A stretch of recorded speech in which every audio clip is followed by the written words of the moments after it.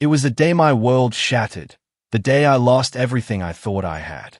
And in that wreckage, I found a betrayal so deep, it nearly killed me. But what came next? What came next was a twist of fate so unbelievable, it changed the course of my entire life, bringing back something I thought was lost forever. My name is Morgan, and at 35, I never imagined inheriting a staggering $11 million from my estranged Uncle James. I was driving home that day, a whirlwind of excitement, eager to tell my husband, Eric, the news that would change our lives forever. But my world literally crashed around me. One moment, I was dreaming of our future. The next, the screech of tires, a deafening impact, and then darkness. I woke up in a hospital bed, my body a symphony of pain. Every breath was agony. Hours blurred into days, but Eric never came. When I finally managed to reach him by phone, his words were a cold, sharp knife, cutting deeper than any injury. He told me he had no time or money for a loser. My husband, the man I loved, called me a loser. I lay there, numb, the physical pain a dull throb compared to the ache in my soul. I never expected him to walk in days later with another woman, ready to mock me. But what I truly never expected was for that woman, his supposed new wife, to look at me, her face draining of color, and scream those words, "Oh my God, she is my mother." By the way, if you're still with me and wondering how this nightmare could possibly get any crazier, make sure to hit that subscribe button. More unbelievable stories are coming. My relationship with Uncle James was always complicated. He was my father's older brother, but a bitter family feud had driven them apart decades ago. Still, I carried these precious childhood memories of visiting his sprawling countryside estate. Those visits were magic, filled with his rare books and incredible stories of his business adventures abroad. Uncle James was a self-made man, a real estate mogul, whose empire was legendary. His personal life, though, seemed empty. He never married, never had children. He just poured everything into his work. What I didn't know then was that he'd been secretly watching me all these years. "You remind me of myself at your age," he once said, his eyes twinkling. "Smart, stubborn, and not afraid to speak your mind." After college, when I moved away, his birthday cards and occasional letters started arriving. I'd reply politely, awkwardly, unsure how to bridge that massive family divide. The letters were mundane, but they always ended with questions about my life. I never realized he was carefully, quietly, building a connection with me, the niece he barely knew. Then, 6 months before my accident, I heard Uncle James had advanced heart disease. Without thinking, I went to see him. He was so frail, a shadow of the imposing figure I remembered, but his eyes lit up when he saw me. "Morgan," he whispered, "I always knew you'd come back." That first visit turned into weekly sessions. We talked for hours, catching up on lost time, never mentioning the family feud. It was as if we'd silently agreed to start fresh. "Life is too short for grudges," he told me once. I learned that lesson too late. 3 months later, he passed away peacefully. I mourned him deeply, more than I ever expected. Now, about Eric. Our love story began 7 years ago at an art exhibition.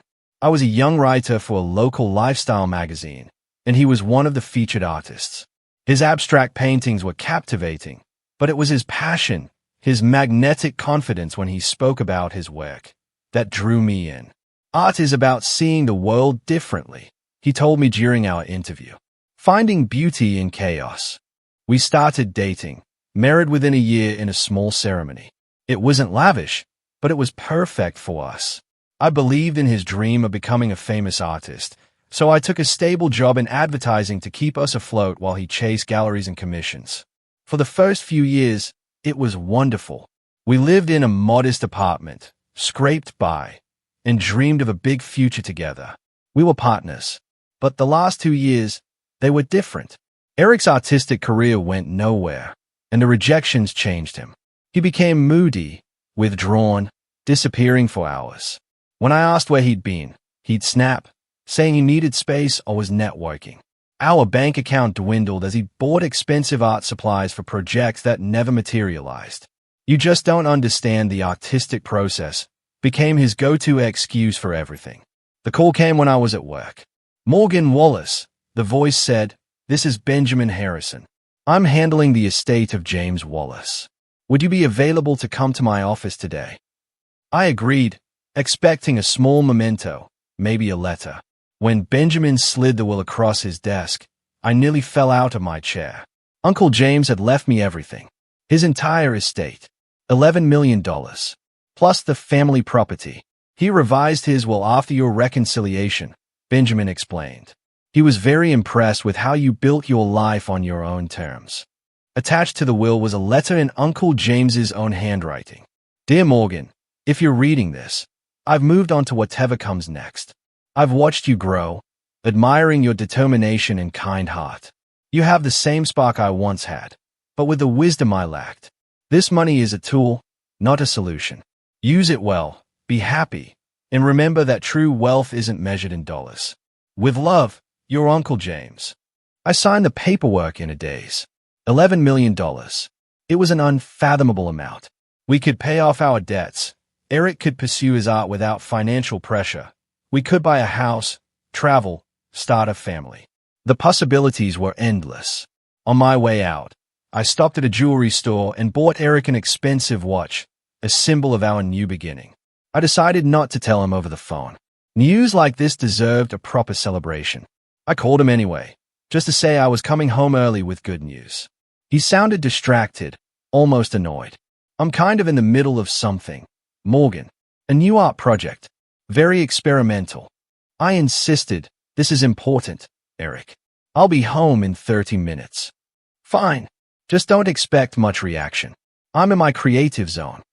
I hung up, slightly deflated, but still buzzing with excitement. Once he heard the news, his mood would change. I was sure of it. Little did I know, that call would be one of our last normal conversations. The rain had just started as I pulled onto the highway, a light drizzle making the road gleam. I remember turning on the radio, an upbeat song playing, as I mentally rehearsed how I'd tell Eric about the inheritance. Maybe I'd make him close his eyes, place the watch in his hands, then reveal the incredible news. I imagined his face lighting up, the stress of recent years melting away. I was so lost in these happy thoughts that I almost didn't see it. A semi-truck, 2 lanes over, suddenly swerved. Its tires shrieked on the wet pavement. Time seemed to slow as it jackknifed, the massive trailer swinging towards me like a terrible pendulum. I jerked the wheel, hard, but it was too late. The impact was deafening. Metal crunched against metal as my car spun violently. The airbag exploded into my face with shocking force. Through the chaos, I remember seeing the watch box fly open, the expensive timepiece sliding across the dashboard in slow motion. My last conscious thought, strangely, was about a roadside billboard advertising family insurance with the tagline, "Protect what matters most." Then, darkness. I awoke to the steady beep of heart monitors and that unmistakable antiseptic hospital smell. My entire body felt like it had been put through a meat grinder. Even breathing sent sharp pains through my chest. I tried to move and immediately regretted it. "Easy there," a gentle voice cautioned. "You need to stay still." I forced my eyes to focus on the woman in blue scrubs. Her name tag read, Sarah Winters, RN. "What happened?" My voice came out as a rasp. "You were in a serious accident on Highway 65, Sarah explained, checking in 4-line. "You've been unconscious for almost 2 days. 2 days. The information landed like a brick. "My husband. Does Eric know I'm here?" Sarah's expression shifted subtly. "We contacted the emergency number in your phone. Left several messages. But he hasn't come." Even in my drugged state, a stab of confusion hit me. "Not yet, but I'm sure he will soon," she added, though her tone lacked conviction. Later that day, Dr. Daniel Foster explained my injuries. 3 broken ribs, a severe concussion, a compound fracture in my right leg requiring surgery, and countless lacerations and contusions. "I need weeks of hospitalization, then months of physical therapy. You are extraordinarily lucky," he said. "The driver of the truck that hit you didn't survive." Lucky? I didn't feel lucky as I lay there, unable to reach my husband. I tried calling Eric's phone repeatedly, but it went straight to voicemail. I sent text messages that showed as delivered but remained unanswered. Each passing hour without a response amplified my anxiety. Sarah became my primary nurse and, increasingly, my confidant. She'd check on me even when not assigned to my room, bringing extra pudding or just sitting with me. Still no word, she asked on the third day, helping me sit up to eat. I shook my head, wincing. I don't understand. Even if his phone died, he'd know something was wrong when I didn't come home.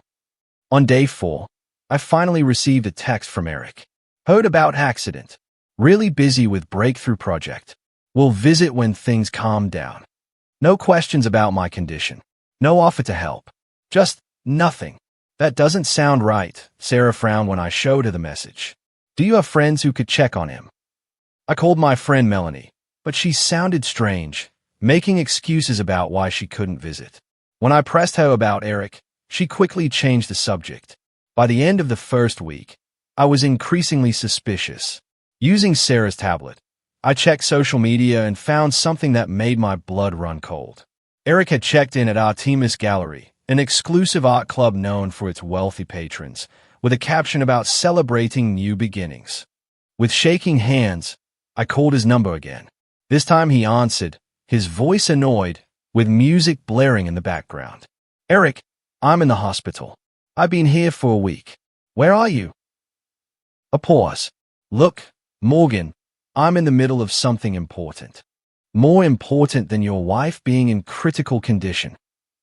Another pause, longer this time. When he spoke again, his voice had changed. It was colder. I don't have time or money for a loser, Morgan. Some of us are moving forward with our lives. The phone went dead. I stared at it in disbelief, tears streaming down my face. What did he mean, loser? I had just inherited $11 million. And more importantly, I was his wife, injured and alone. Sarah found me sobbing an hour later and immediately called for a sedative. As the medication took effect, dulling both physical and emotional pain, one thought kept circling in my foggy mind. Something was very, very wrong. The days following Eric's cruel phone call were the darkest of my life. I refused food, barely slept, and cried until I had no tears left. The physical pain of my injuries paled compared to the emotional devastation. 7 years of marriage, and this was how it ended, with a dismissal so cold, it felt like talking to a stranger. Sarah, concerned, called in Dr. Jessica Parker, the hospital psychologist. A petite woman with kind eyes and a no-nonsense attitude. Jessica didn't offer empty platitudes. What you're experiencing is trauma on multiple levels, she explained during our first session. Physical injury, emotional betrayal, and the shock of sudden abandonment. It's normal to feel like you're drowning. Did he know? I asked aloud, not really expecting an answer about the money. What money? Jessica asked. I hadn't told anyone at the hospital about my inheritance. It seemed unimportant compared to everything else. But now, I wondered if it was the key to understanding Eric's behavior. I inherited $11 million the day of my accident, I explained. I was on my way to tell Eric when the crash happened. Jessica's eyebrows shot up. That certainly adds another dimension to consider. 2 days later, Melanie finally visited. She entered my room cautiously, clutching a small bouquet of flowers, looking everywhere but at me. You look terrible, she blurted, then immediately grimaced. Sorry, that came out wrong. Why have you been avoiding me? I asked directly. The medications had dulled my capacity for social niceties. Melanie sat heavily in the visitor's chair, flowers forgotten in her lap. I didn't know what to say. Morgan, everything is so messed up. Tell me what's going on with Eric. She fidgeted with her wedding ring, twisting it nervously. His with someone else now. A woman named Vanessa. The words hit me like another car crash. What do you mean, with someone else? We're married. He's been telling people you didn't survive the accident, she whispered, tears forming. He even held a small memorial gathering at your apartment last week.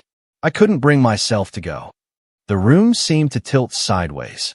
He told people I was dead, while I was lying here in the hospital. Melanie nodded miserably. I only found out you were alive when Sarah called me yesterday. Eric blocked all your social media accounts. He changed the locks on your apartment. Show me, I demanded. Show me this woman. Reluctantly, Melanie pulled out her phone and opened Instagram.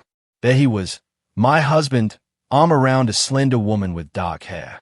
They were at an art gallery, opening champagne, looking for all the world like an established couple. Something about the woman's face triggered an odd sense of familiarity. She was younger than me, maybe mid-20s, stylishly dressed, with features that somehow echoed my own. Her name is Vanessa Lauron.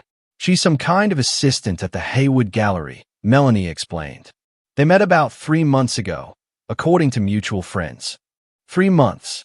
While I was visiting my dying uncle, Eric had been cultivating a relationship with this woman. I felt physically ill. There's more, Melanie added, her voice dropping even lower. People are saying they got married last weekend. Some quick ceremony at the courthouse. Married.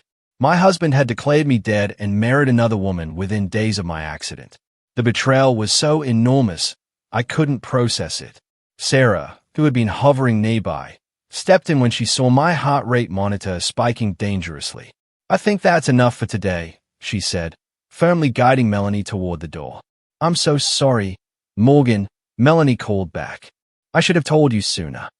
After she left, Sarah sat with me, her presence steady as I tried to make sense of what I'd learned. You need legal help, she said finally. This isn't just betrayal, it's fraud. She was right. With her assistance, I called Benjamin Harrison the next morning. Morgan, I was beginning to worry, the attorney said. I've been trying to reach you about some concerning developments. Let me guess, I said bitterly.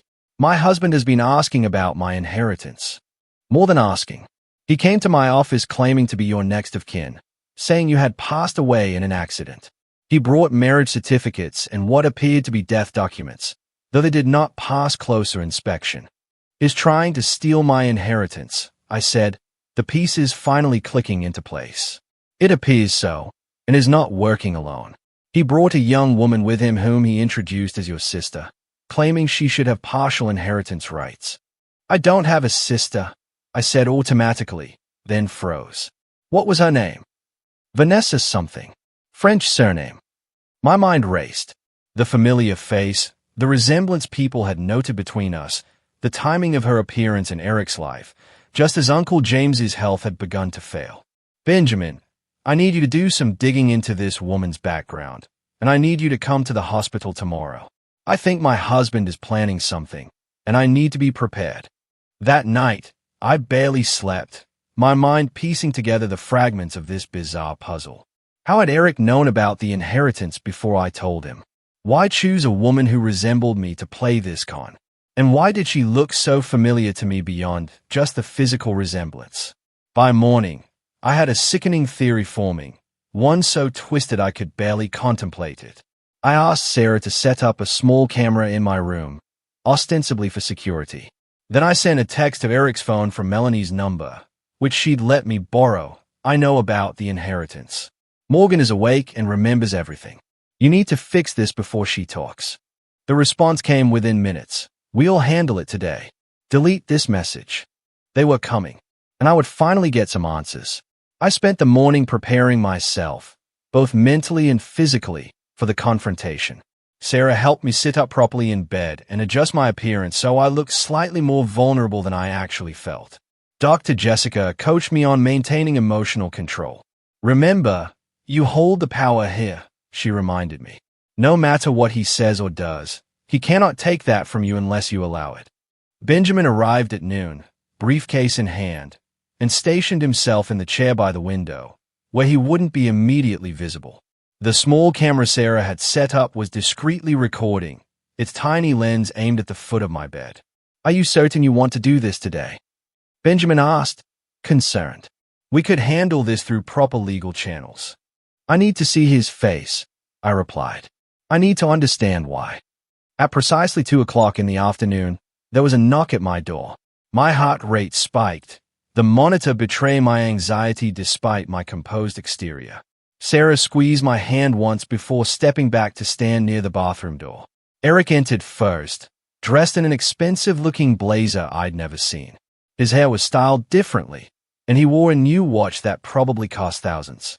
The transformation from struggling artist to affluent sophisticated was jarring. His expression as he saw me was not surprise or relief, but annoyance, quickly masked by false concern. "Morgan," he said, his voice theatrical. "You awake? We've been so worried."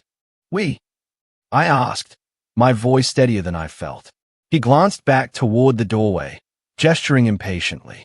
A slender figure stepped into the room, but remained partially hidden behind him. I could only see a glimpse of dark hair and a designer dress. "You remember Vanessa?" "Of course," he said smoothly. "Your cousin's daughter." I said nothing, watching as he moved further into the room, his confidence growing. He had always been an actor at heart, convincing in whatever role he chose to play. Today, he'd cast himself as a concerned husband. "The doctors say your memory might be affected by the accident," he continued. "So many things have happened while you've been unconscious. Like you telling everyone I was dead." I asked quietly. His step faltered momentarily before he recovered. "A terrible misunderstanding. When they first brought you in, they thought you might not make it. I was devastated. Some people misinterpreted my grief, and the new apartment, the art gallery celebrations, the marriage license." His eyes narrowed slightly, calculating. "You've been listening to gossip, darling. Not good for your recovery. What matters now is getting you well and sorting out the financial aspects of your situation." He pulled some papers from his inner pocket. "The doctors mentioned you might not be able to handle your affairs for some time. I've brought some simple forms authorizing me to manage things while you recover." I almost had to admire the performance. If I had been heavily medicated or confused, I might have believed his concerned act.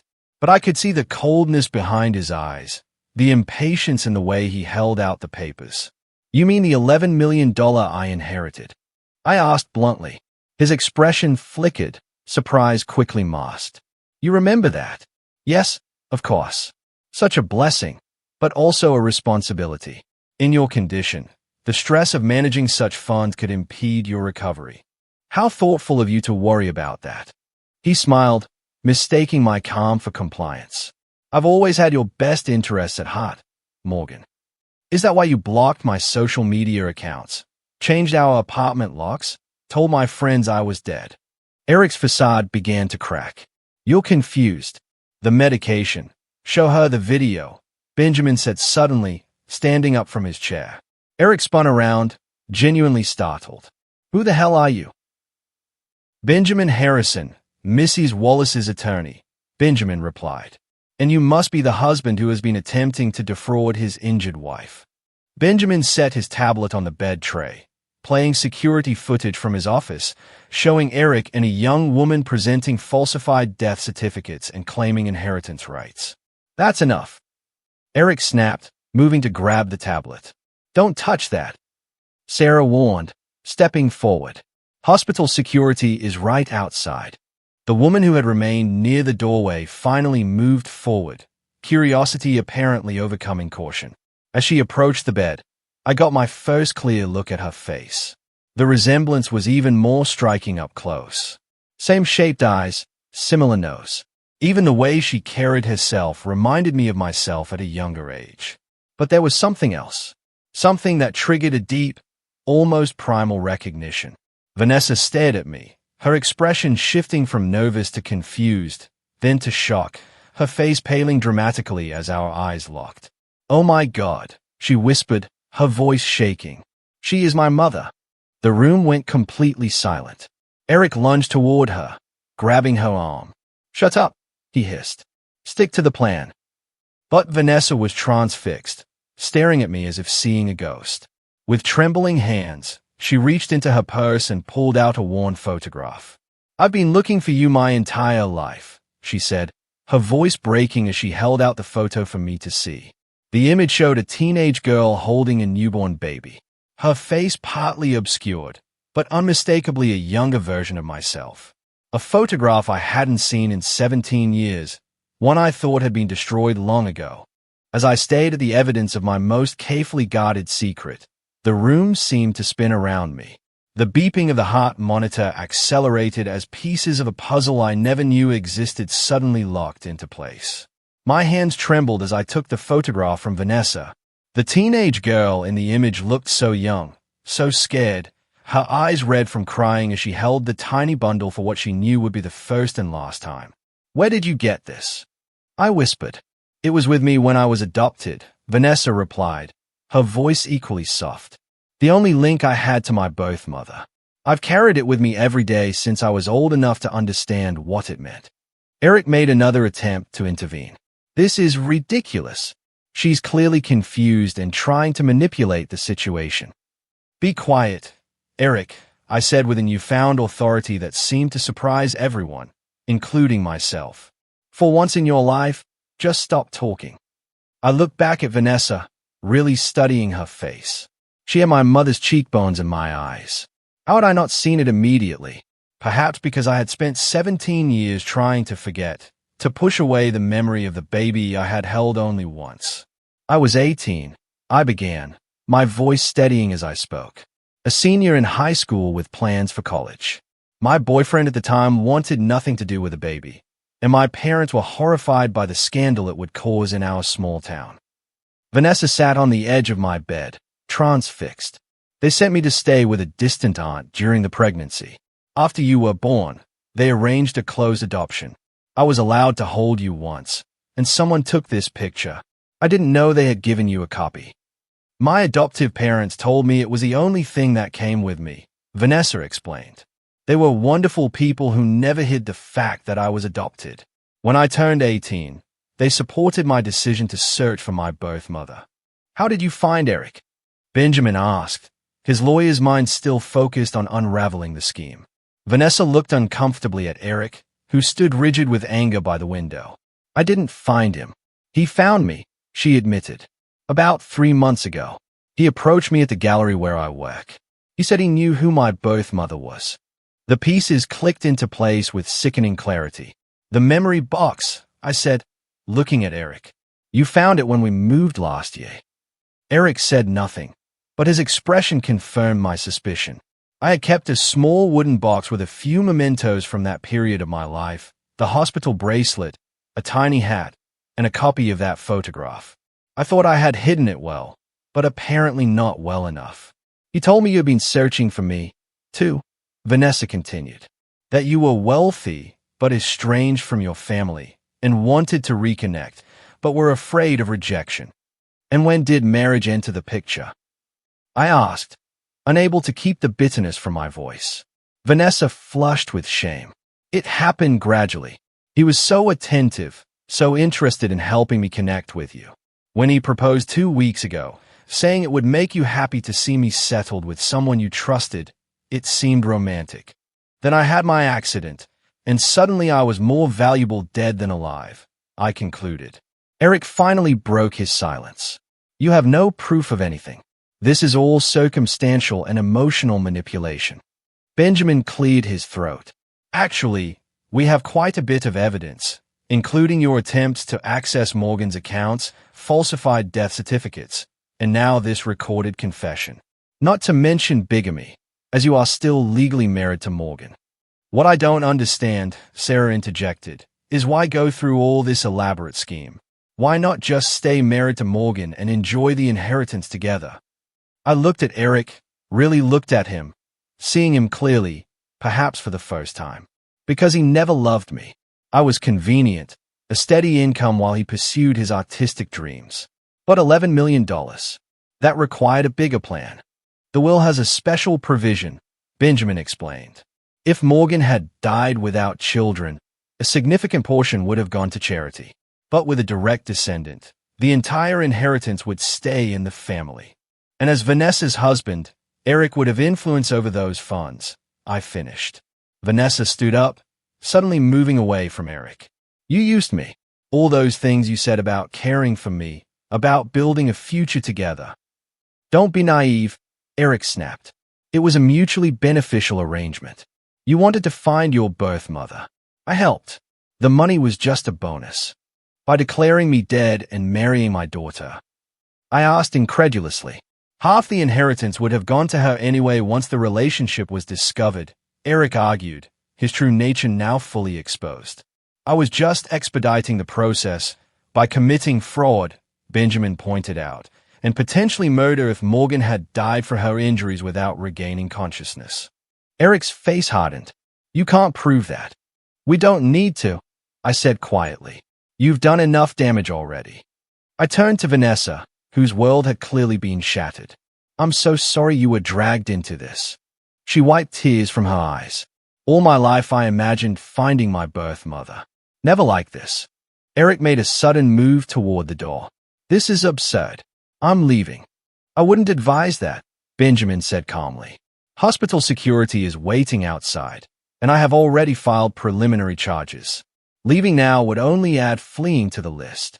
As if on cue, 2 security officers appeared in the doorway. Eric looked wildly around the room, like a cornered animal searching for escape. Morgan, he tried one last time, his voice taking on the gentle tone I had once loved. We can work this out. Think about everything we've been through together. That's exactly what I'm thinking about, I replied. Officers, this is the man I mentioned. As they escorted Eric from the room, Vanessa and I were left in a strange, weighted silence. 17 years of separation hanging between us like an invisible wall. I never stopped thinking about you, I finally said. Not a single day. The days following Eric's arrest were a blur of legal meetings, police statements, and emotional conversations. Benjamin worked tirelessly to untangle the web of fraud Eric had created, discovering he had attempted to access my bank accounts multiple times using forged documents. He was quite thorough, Benjamin explained during one of our meetings. He had created a paper trail suggesting you had discussed the inheritance with him, even forging emails. How much trouble is he in? I asked, not out of concern for Eric, but needing to understand the extent of his crimes. Fraud, forgery, attempted grand theft, bigamy, and potentially conspiracy charges. If we can prove he deliberately left you without medical assistance, he's looking at significant prison time. The betrayal still felt surreal, like I was watching someone else's life unravel. 7 years of marriage, and I had never truly known the man I shared my bed with. What about the marriage to Vanessa? I asked, already filing for annulment. Since your marriage to Eric was never legally dissolved, his marriage to Vanessa is invalid. Plus, the evidence of manipulation and fraudulent intent makes it a straightforward case. Vanessa had been visiting daily since the confrontation. Our initial meetings were awkward, filled with long silences and hesitant questions. How do you begin a relationship with the daughter you gave up 17 years ago, especially under such bizarre circumstances? Tell me about your parents, I asked during one of her visits. Your adoptive parents, I mean. Vanessa's face softened. They are wonderful. Dad is a high school science teacher. Mom works as a librarian. They always made sure I knew I was loved and wanted. I'm glad, I said sincerely. That was all I ever hoped for you. They want to meet you when you're ready, she added cautiously. They never spoke badly of you. They always told me you were very young and wanted me to have opportunities you couldn't provide. Tears filled my eyes. They sound like extraordinary people. Why did you never try to find me? She asked, the question that had clearly been weighing on her. I took a deep breath. Partly shame. Partly because I thought a clean break would be better for you. And partly because I was afraid. Afraid of what? That you would hate me for giving you up. That you would ask questions I didn't have good answers for. That seeing you happy with another family would break my heart all over again. Vanessa reached out tentatively and took my hand. I could never hate you. I have questions, yes, but I understand you were just a teenager faced with an impossible situation. Her forgiveness, so freely given, broke something open inside me. For the first time since the accident, I wept without restraint, releasing 17 years of guilt and regret. Sarah, who had been checking my vitals, quietly left the room to give us privacy. While my emotional wounds began the slow process of healing, my physical recovery continued as well. The surgeons had done excellent work on my leg, but the road to full mobility would be long. Physical therapy sessions were grueling, often leaving me exhausted and discouraged. You're making remarkable progress, Dr. Foster assured me during one follow-up examination. Many patients with your injuries would still be bedridden. I have good motivation, I replied, glancing at Vanessa, who had taken to attending my therapy sessions for moral support. Benjamin visited again with news about the inheritance. Given the circumstances, I believe we should discuss how you want to handle the estate, particularly in light of Vanessa's relationship to you. I've been thinking about this extensively. Uncle James left everything to me because he didn't know about Vanessa. Had he known he had a great niece, I believe he would have included her. So, you want to split the inheritance? Benjamin clarified. Yes, equally. Vanessa immediately protested. Morgan, no, that money is yours. I never came looking for you because of money. I know that, I assured her. But you are family, my family, and I have 17 years of birthdays and Christmases to make up for. 2 weeks after Eric's arrest, I received a visit from Detective Laura Jennings, the officer handling the case. We found something concerning when executing the search warrant on your apartment, she explained, placing a sealed evidence bag on my bed tray. Inside was a small bottle of pills with a pharmacy label in my name, but for medication I had never been prescribed. These are powerful sedatives, often used to treat severe insomnia, Detective Jennings explained. According to the prescription date, they were filled 3 days before your accident. I've never had trouble sleeping, I said, confused. I've never seen these before. We're investigating the possibility that your husband may have been medicating you without your knowledge.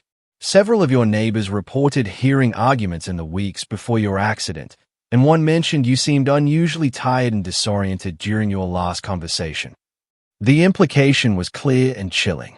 Had Eric been planning to get rid of me even before learning about the inheritance? Had the crash simply provided a convenient opportunity to accelerate his plans?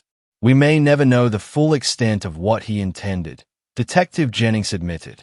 But rest assured, we are building the strongest case possible. As my discharge date approached, practical concerns began to surface. I couldn't return to the apartment I'd shared with Eric, both for legal and emotional reasons. Hotels weren't suitable for someone still requiring medical care and physical therapy. You could stay with me, Vanessa offered. My place is small, but it has an elevator and no stays. I couldn't impose like that, I protested. It's not an imposition. I want to help, she insisted, then added with a small smile. Besides, we have a lot of catching up to do. Sarah, who had become a dear friend, had another suggestion. What about your uncle's property? Benjamin mentioned it sitting empty. The idea took root. The countryside estate where I had spent those few magical childhood days was now mine. It would need updating and modifications to accommodate my recovery needs, but it offered a fresh start, away from the painful memories of my life with Eric. It's over an hour from the city, Vanessa. That would be a long commute for you to the gallery. She looked down, fidgeting with her purse strap. Actually, I quit the gallery job last week. Too many memories of how Eric manipulated me there. What will you do now? She hesitated. I've been thinking about going back to school. I always wanted to study psychology, maybe focus on helping adoptees and both parents navigate reunions. The serendipity of the moment was not lost on me. The estate has plenty of room. You could stay there while you figure things out. If you want to, of course. The look of hope on her face was answer enough. Somehow, from the wreckage of betrayal and pain, a new kind of family was emerging. One built on truth and choice rather than deception. 6 weeks after the crash that changed everything, I was finally discharged from the hospital. Leaving the place that had been my home during this transformation felt strangely emotional. I hugged Sarah tightly, promising to keep in touch and update her on my progress. You are one of the strongest people I have ever met, she told me. Remember that on the hard days. The drive to Uncle James's estate, now my estate, was quiet. Vanessa concentrated on navigating the winding country roads while I watched the city gradually give way to rolling hills and open fields. A light snow had fallen the night before, dusting the landscape in pristine white that seemed fitting for our fresh start. The house itself was grander than I remembered, a sprawling Victorian with a wraparound porch and large windows. Benjamin had arranged for modifications. Ramps alongside the front steps, a temporary bedroom setup on the first floor, grab bars in the bathrooms. What do you think? I asked Vanessa as we pulled into the circular driveway. It's beautiful, she replied, her eyes wide, like something from a storybook. Those first few weeks of cohabitation were an adjustment for both of us. We were mother and daughter biologically, but strangers in nearly every other way. We circled each other cautiously, learning habits, preferences, finding our rhythm in this new shared life. I discovered Vanessa was a morning person who sang in the shower. She learned I couldn't function without coffee and preferred silence until my second cup. Small revelations that gradually built a bridge between us. My physical recovery continued with home visits from a physical therapist. The pain was constant but evolving, sharp stabs giving way to dull aches as my body slowly healed. I graduated from a wheelchair to a walker, then to crutches, each transition a small victory celebrated with cupcakes Vanessa would bring home. The emotional healing was more complicated. Dr. Jessica continued our therapy sessions via video calls, helping me process not only Eric's betrayal, but also the sudden reappearance of the daughter I had given up.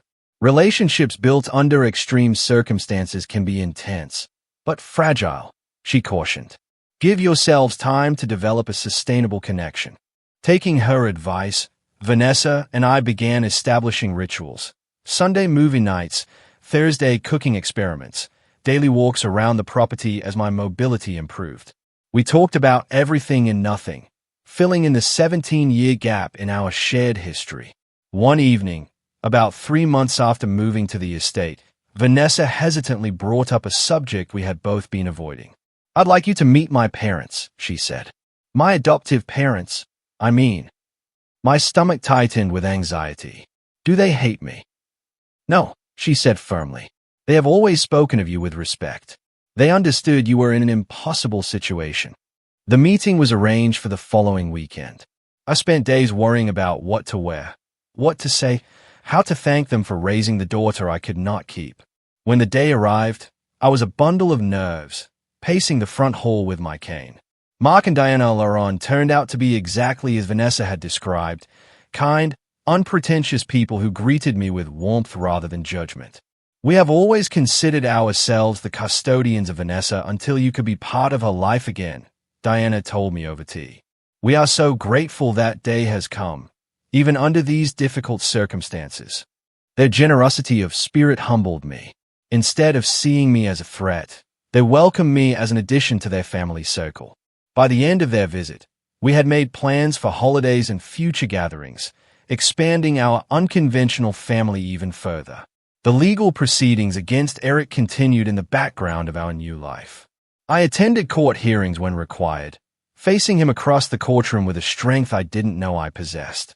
He had lost the charismatic charm that once defined him, appearing sullen and diminished in his orange jumpsuit.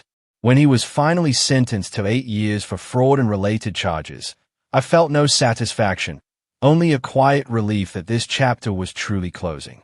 Do you still love him? Vanessa asked me once after a particularly difficult hearing. No, I answered truthfully.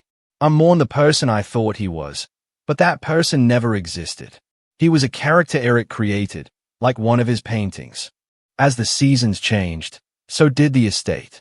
We planted a garden in spring, transforming the neglected grounds into something vibrant and alive. I found unexpected joy in nurturing growing things, perhaps because it paralleled my own rebirth. Following Benjamin's financial advice, we established a charitable foundation in Uncle James's name, focusing on supporting young single mothers and promoting ethical adoption practices. The irony of using my inheritance this way was not lost on me, but it felt right, a way of creating meaning from my own painful experience. Vanessa enrolled in university that fall, commuting to classes while continuing to live at the estate.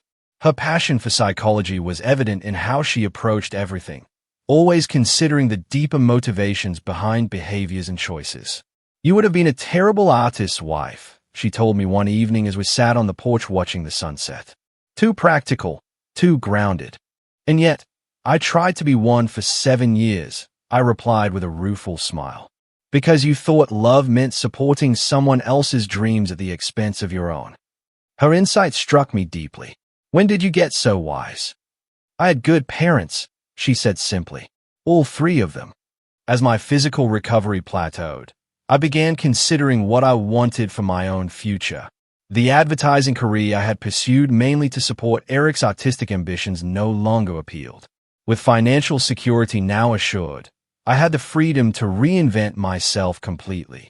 I started writing, initially just as therapy, but eventually with more serious intent. My story, fictionalized but emotionally true, began to take shape as a novel.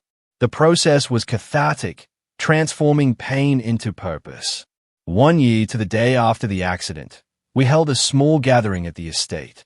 Sarah came along with Benjamin, Detective Jennings, Dr. Jessica, Melanie, and Vanessa's adoptive parents. People who had supported us through the darkest times, now sharing in the light. As I looked around at these faces, at the unlikely family we had created from the wreckage of betrayal, I was struck by the strange alchemy of life, its ability to transmute lead into gold if given enough time and pressure. I want to propose a toast, I said, raising my glass, to unexpected journeys and the people who help us navigate them. Later, as Vanessa and I sat alone on the porch steps after everyone had gone, she asked the question that had been on both our minds. Do you ever regret it? Not the adoption, but everything that happened after the accident, discovering Eric's betrayal, all the pain. I considered carefully before answering. Regret implies I would choose a different path if given the chance, and I wouldn't. Not if it meant not finding you again. Money can reveal people's true characters, stripping away pretense and exposing what lies beneath. Eric's betrayal taught me that painful lesson, but it also brought me back my daughter, gave me a second chance at a relationship I thought was lost forever. Sometimes the worst moments of our lives create openings for the best to enter. The crash that broke my body led to healing my heart.